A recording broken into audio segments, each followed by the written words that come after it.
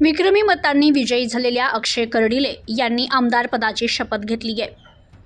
अहिल्यानगर जिल्ह्यातील राहुरी विधानसभा पोटनिवडणुकीत विक्रमी मताधिक्यानं विजय मिळवत जनतेचा विश्वास संपादित करणारे नवनिर्वाचित आमदार अक्षय शिवाजीराव कर्डिले यांचा मुंबईतील विधान भवन येथे आमदार पदाचा शपथविधी सोहळा संपन्न झाला।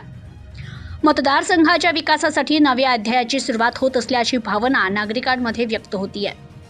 तर जनता दरबारमधून विधान भवनापर्यंत राजकारणात सक्रिय होण्यापूर्वीच जनतेच्या प्रश्नांशी थेट नाळ जोडणारे अक्षय कर्डिले यांनी आपल्या आगळ्यावेगळ्या जनता दरबार उपक्रमातून सर्वसामान्यांच्या समस्या सोडविण्याचा प्रयत्न केला। पाणी, वीज, रस्ते, महसूल, आरोग्य, शिक्षण यांसह विविध प्रश्नांसाठी नागरिकांना प्रशासनापर्यंत पोहोचवून न्याय मिळवून देण्याचं काम त्यांनी सातत्यानं केलंय। त्यामुळेच पोटनिवडणुकीत मतदारांनी त्यांच्यावर मोठा विश्वास दाखवत त्यांना विधानसभेत पाठवलंय। शपथविधीनंतर राहुरी मतदारसंघातील प्रलंबित प्रश्न मार्गी लावणे, विकास कामांना गती देणं आणि सर्वसामान्य नागरिकांच्या अडीअडचणींवर तात्काळ उपाययोजना करणं यावर आपला भर राहणार असल्याचं कर्डिले समर्थकांकडून सांगण्यात येत आहे। तर हा शपथविधी केवळ एका आमदाराचा नसून राहुरीच्या विकासाच्या नव्या संकल्पनेचा प्रारंभ असल्याची ही चर्चा मतदारसंघात रंगली। याबाबत आमदार अक्षय कर्डिले म्हणाले, मतदारसंघाच्या विकासासाठी मी सज्ज आहे।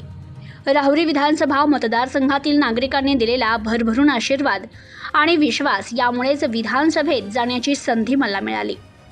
दिवंगत आमदार शिवाजीराव कर्डिले यांनी ज्या पद्धतीनं जनतेचे प्रश्न सोडविण्याचं काम केलंय त्याच विचारांचा वारसा पुढे नेत मी प्रत्येक नागरिकासाठी उपलब्ध राहणार आहे। आता संपूर्ण मतदारसंघाची जबाबदारी माझी असून हा मतदारसंघच माझं कुटुंब आहे। जनतेच्या अपेक्षा पूर्ण करण्यासाठी दिवस रात्र काम करणार असल्याची भावना नवनिर्वाचित आमदार अक्षय कर्डिले यांनी व्यक्त केली। Bureau report, news today 24। मी अक्षय अलका शिवाजीराव कर्डिले विधानसभेचा सदस्य म्हणून निवडून आलो असल्याने ईश्वर साक्ष शपथ घेतो की कायद्याद्वारे स्थापित झाले आहे अशा भारतीय संविधानाबद्दल मी खरी श्रद्धा व निष्ठा बाळगीन।